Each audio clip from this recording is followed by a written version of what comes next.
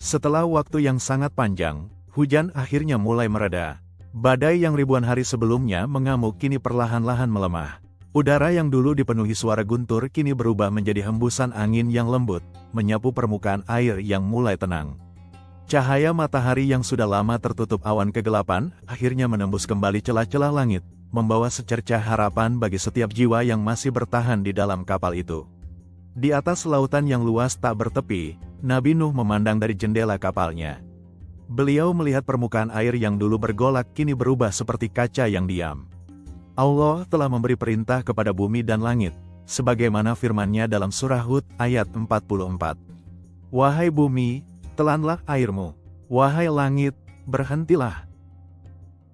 Dengan perintah itu, bumi menelan kembali air dari celah-celah tanah, gunung-gunung mulai menampakkan puncaknya, dan langit tidak lagi menurunkan hujan. Seolah seluruh alam semesta mendengar dan tunduk pada perintah Rabb-Nya, lalu menjalankan tugasnya dengan sempurna. Untuk mengetahui keadaan bumi, Nabi Nuh mengutus seekor burung gagak. Burung itu terbang jauh meninggalkan kapal, namun ia tidak kembali. Gagak itu hinggap di mana-mana, tertarik pada bangkai-bangkai yang berserakan di permukaan air. Karena tidak kembali, burung itu tidak memberikan tanda apapun yang bisa dijadikan petunjuk. Kemudian Nabi Nuh melepaskan seekor burung merpati. Merpati itu terbang tinggi, menyusuri lembah-lembah yang mulai muncul, mencari tanda-tanda kehidupan. Waktu berlalu, hingga akhirnya merpati itu kembali ke kapal.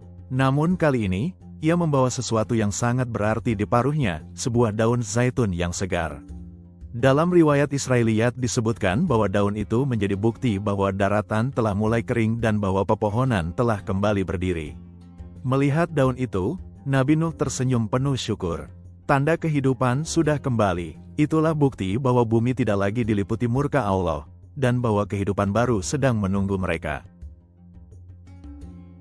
Hari-hari berikutnya, air terus surut hingga kapal besar itu terdorong menuju sebuah dataran tinggi.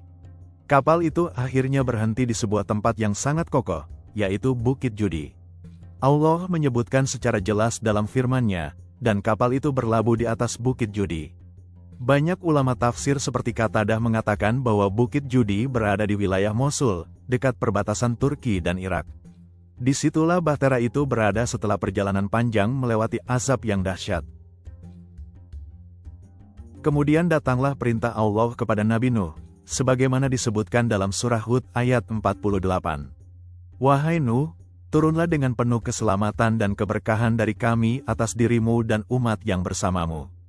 Perintah itu seperti cahaya setelah gelap gulita. Nabi Nuh mengumpulkan seluruh pengikutnya dan berkata kepada mereka dengan lembut, Wahai kaumku, kini kita akan memulai kehidupan baru. Bumi ini telah dibersihkan oleh Allah. Disinilah kita akan hidup, tumbuh, dan beribadah dengan penuh kesyukuran. Mereka turun dari kapal dengan perlahan. Tanah yang mereka pijak masih lembab, angin membawa aroma tanah yang segar, dan langit tampak bersih setelah sekian lama ditutupi awan murka. Tidak ada suara kesombongan, tidak ada penolakan, tidak ada kedurhakaan. Hanya ada sekelompok manusia yang selamat karena iman mereka. Tanah di sekitar Bukit Judi sangat subur. Mereka mulai menanam berbagai tanaman. Pohon-pohon tumbuh, rumput hijau muncul, dan hewan-hewan yang selamat mulai berkembang biak dengan cepat. Anak-anak kecil yang selamat dari banjir besar bermain dengan bebas di tanah yang baru kembali hidup. Para pengikut Nabi Nuh bekerja bersama-sama membangun rumah, menyiapkan ladang, dan membentuk awal peradaban baru. Dari ketiga putra Nabi Nuh yang beriman, Sam, Ham, dan Yafits, lahirlah bangsa-bangsa yang memenuhi bumi. Banyak ulama mengatakan bahwa seluruh manusia setelah banjir besar merupakan keturunan mereka bertiga. Dari Sam lahirlah bangsa Arab, Bani Israel, dan banyak keturunan para nabi. Dari Ham lahir bangsa-bangsa Afrika, dan dari Yafits tersebar bangsa-bangsa Eropa dan Asia. Itulah awal mula manusia berkembang kembali setelah bumi dibersihkan oleh Allah dari kesyirikan. Ketika mereka menatap dunia yang baru ini, mereka melihat kehidupan yang benar-benar dimulai dari awal, dimulai dengan tauhid, dipimpin oleh seorang nabi yang sabar, dan dipenuhi berkah yang melimpah. Nabi Nuh menghabiskan sisa hidupnya dengan membimbing kaumnya, mengingatkan mereka tentang bahaya kesombongan, tentang azab yang menimpa orang-orang yang menolak kebenaran, dan tentang betapa luasnya rahmat Allah bagi mereka yang beriman. Beliau mengajarkan bahwa keselamatan bukan bergantung pada hubungan darah, tetapi pada ketundukan kepada Allah. Sebagaimana anaknya sendiri tidak selamat karena ia memilih jalan kedurhakaan, firman Allah mengingatkan, sungguh, ia bukan termasuk keluargamu, perbuatannya tidak baik.